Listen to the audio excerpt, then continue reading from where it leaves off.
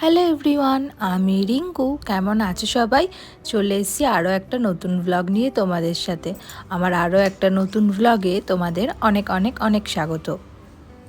আজ সোমবার সকাল প্রায় এখন 10:30 মতো বাজে। আজকে সকালে একটু উঠতে দেরিই হয়ে গেল, কারণ কালকে আমার শরীরটা খুব ভালো ছিল না। মোটামুটি জ্বরের ওষুধ, পেটে ব্যথার পেন কিলার নিয়ে একটু ঘুমিয়ে পড়েছিলাম।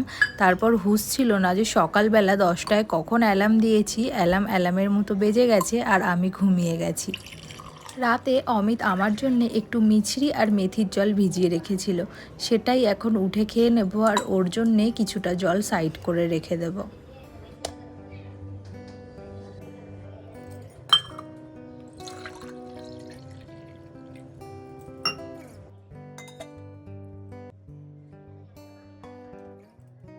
আজ সোমবার, প্রত্যেক সোমবারে তো আমরা প্রায় সোমবারের জন্যে নিরামিষ খাই। তাছাড়া সকালের দিকটা আমি না খেয়ে থাকি যতক্ষণ না আমি পুজো দিচ্ছি। কিন্তু আমাকে যেহেতু ডক্টর মেডিসিন লিখে দিয়েছে, আমাকে সকালে আর রাতে মেনটেন করতে হবে মেডিসিনগুলো। তার জন্য আমাকে সকালে ব্রেকফাস্টটা করে নিতে হবে।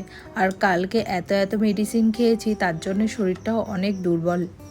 আজ সকালে একটু সিম্পল ব্রেকফাস্টই করব। সকালের ব্রেকফাস্টের জন্য বানিয়ে নেব ব্যানানা আর ওটস দিয়ে একটুখানি ওটস স্মুদি। আর এটা বানানোর জন্যে অল্প মতো ওটস ভিজিয়ে রেখেছি, 2 কাপ মতো। আর দুটো বানানা নিয়ে নিয়েছি। তো দুটো বানানা এটা আর স্ম্যাশ করব না, ছুরি দিয়ে কেটে কেটে মিক্সারের মধ্যে দিয়ে নেব। আর তার সাথে এই যে ওটসটা একটুখানি জল দিয়ে ভিজিয়ে নিয়েছি, সেটাকে দিয়ে দেবো। এই ওটসটা কিন্তু একদম ঠান্ডা জলেই ভেজানো, গরম জল দিয়ে ভেজানো লাগে না ওটস স্মুদির জন্যে। আগের দিনের ম্যাঙ্গো ওটস স্মুদিটা একটুখানি ঘন হয়ে গেছিলো বলে অমিতের অসুবিধা হয়েছিল, তাই আজকে একটু বেশি করেই জল দিয়ে ওটাকে পাতলা করে নিয়েছি। ব্যানানা দিয়ে করলে টক দইটা দিই না, তখন অ্যাভয়েড করি। যেহেতু টক দইটা দিলে ব্যানানাটা তো একটু সিম্পল খেতে হয়, সেক্ষেত্রে টক দইয়ের যে টক ভাবটা ওটা একটু রয়ে যায়।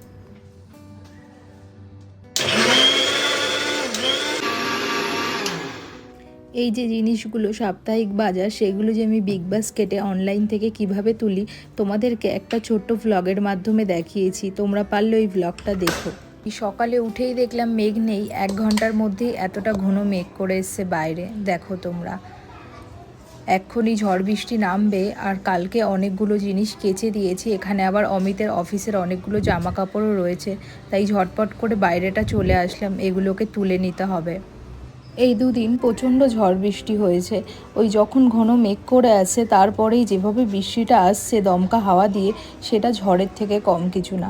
আর তাছাড়া নর্মাল সময়েও তো প্রচণ্ড জোরে জোরে হাওয়া হচ্ছে, যেটা আমরা কলকাতায় সচরাচর দেখি না। এই হাওয়াটা দেখলে আমার তো মনে হচ্ছে এই বুঝি ঝড় আসলো। তবে এখানে কিন্তু এই ব্যাপারটা ভীষণ নর্মাল। আর তোমার এখানে মনসুন শুরু হয়ে যায় এই মে মাস থেকে।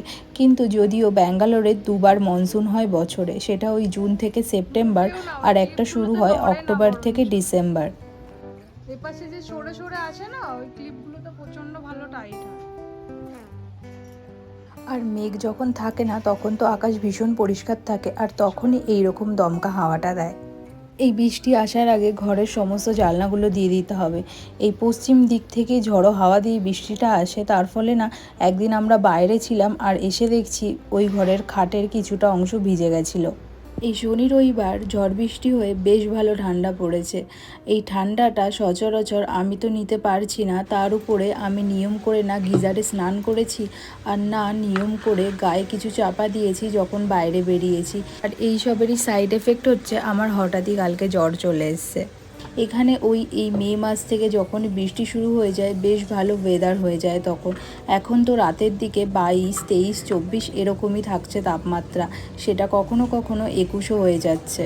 আর বৃষ্টি হয়ে যাওয়ার পরেই আকাশটা এতটা ফাঁকা হয়ে যাচ্ছে, তার ফলে যখন হাওয়াটা হচ্ছে, হাওয়াটার বেগও অনেক বেশি, আর অনেক বেশি ঠান্ডা হাওয়াটা। সকালে আবার রোদ উঠলে ভালো লাগছে, কিন্তু এই যে বেশিরভাগ দিন সকালে রোদ উঠছে, রোদ ওঠার পরেই হয়তো আবার মেঘ করে বৃষ্টি হয়ে যাচ্ছে। এই মনসুনের ওয়েদারে ব্যাঙ্গালোর শহরটাকে খুব সুন্দর লাগে। আর যখন মেঘ করে আসে না, চারিপাশে এত গাছপালা, এত সুন্দর হয়ে যায় ওয়েদারটা, যে ভীষণই দেখতে সুন্দর লাগে। আবার বৃষ্টির পর পর সেই নীল আকাশ আর তুলোর মতো মেঘ, মনে হয় যেন এই বুঝি শরৎকাল।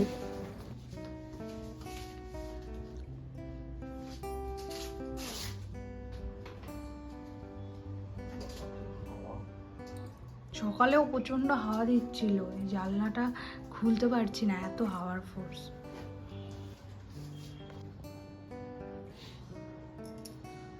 তোমাকে যখন ঘুম থেকে তুলতে গেছি তখন দেখলাম যে আকাশটা মেঘ করে আসছে। এটা খেয়ে তুমি ওষুধটা খেয়ে নাও।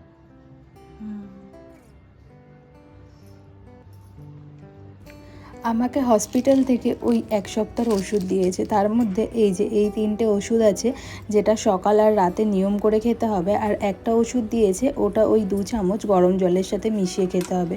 তো ওই গরম জলের সাথে যে ওষুধটা মিশিয়ে খেতে হবে, তার জন্য একটু গরম জল করে নিচ্ছি।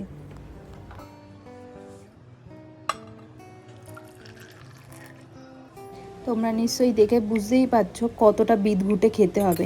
এই ওষুধের চক্করেই আমি আজকে সকালে চা খেতে পারিনি। আর জানি না কবে আবার একটুখানি ওই মিল্ক টি খেতে পারবো।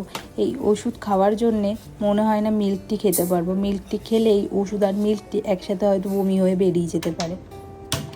হাঁড়িতে করে ভাত চাপিয়ে দিয়েছি। আজকে আর ভাতের মধ্যে আলু ভাতে দেবো না, ওই একটা তরকারি করে নেব। আর কালকে রাতের একটা তরকারি আছে, ওটা একটুখানি গরম করে নিলেই হবে। এটা একটু গরম জল করে নিয়েছি। এর মধ্যে ওই স্লাইস করা পনিরগুলো একটু নুন দিয়ে ভিজিয়ে রাখতে হবে কিছুক্ষণ।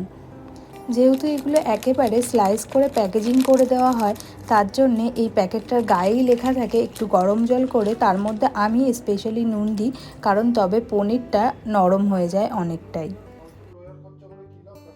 ওই 10 মিনিট মতো রেখে জলটা ঝরিয়ে নিয়েছি। এরপরে পনিরগুলোকে একটু নুন আর হলুদ দিয়ে ভেজে নেব। এই শরীর খারাপের দিনগুলোতে এই প্যাকেজ করা একদম রেডিমেড ফুডগুলোই যেন আমার ভালো লাগে। এই নামালাম আর করে ফেললাম ঝটপট করে। আর তার জন্যেই এই কিছুটা স্লাইস পনির, তারপর প্যাকেট করা মিক্স ভেজিটেবল, এগুলো একটু তুলে রাখি।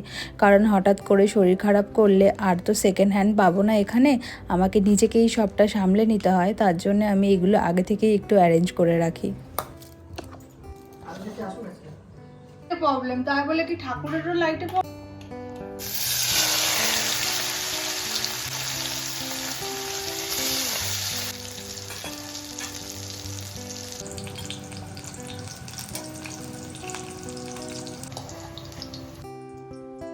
ওই পনির ভাজা তেলের মধ্যে এই যে মিক্স ভেজিটেবল এইটা দিয়ে নিয়েছি। এটাও কিন্তু আমি ওই প্যাকেট করা মিক্স ভেজিটেবলটা তুলে নিই, এটা রেডিমেড থাকে। এটার মধ্যে থাকে আলু, ফুলকপি, গাজর, মটরশুঁটি আর বিনস। আর আমি একটুখানি তার মধ্যে টমেটো টপ আপ করে দিয়েছি।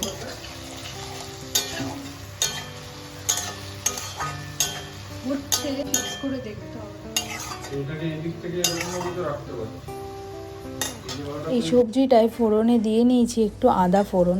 আর তারপরে এই সমস্ত সবজি একটু তেলের মধ্যে ভেজে নিয়ে তার মধ্যে জল ঢেলে দিয়েছি। আর যেরকম মশলাগুলো দিয়ে থাকি, হলুদ গুঁড়ো, লঙ্কার গুঁড়ো, জিরে গুঁড়ো, ধনে গুঁড়ো, এগুলো দিয়ে একটুখানি জল ঢেলে দিয়েছি। তারপরে এটা ফুটে মশলাটা হয়ে আসলে তারপরে এর মধ্যে পনিরটা দিয়ে দেবো। আজ আবার আরও সার্ভিসটার স্লট বুক করা রয়েছে। তাকে বলা হয়েছিল দুপুর 2টোর মধ্যে আসার কথা, সে আবার বলছে তার আসতে মোটামুটি ওই 4টে বেজে যাবে। এই এলাকাটাতে উনিই করে থাকেন, জানি না এখন কখন আসবে। যাই হোক, ওই তরকারিটা তো রান্না হয়ে গেছে। আর ফ্রিজে এই যে কালকের তরকারিটা একটু বের করে রাখলাম। আজকে তো শরীরটা তেমন ভালো নেই, তাই এই অমিত টুকটাক কাজ করে দিচ্ছে হাতে হাতে। আর আমি এই একটুখানি জামা কাপড় গুছিয়ে নিয়ে তারপরেই স্নান চলে যাব। তারপরে সোমবারে আজকে আমাদের যে পুজোটা আছে, সেই পুজোটা সেরে নেব। চলো বন্ধুরা, আজকের ব্লগটা এখানেই শেষ করলাম। দেখা হবে পরের একটা নতুন ব্লগে। ভালো থেকো, সুস্থ থেকো, সাবধানে থেকো। আর কমেন্টে অবশ্যই জানিও ভিডিওটা কেমন লাগলো তোমাদের।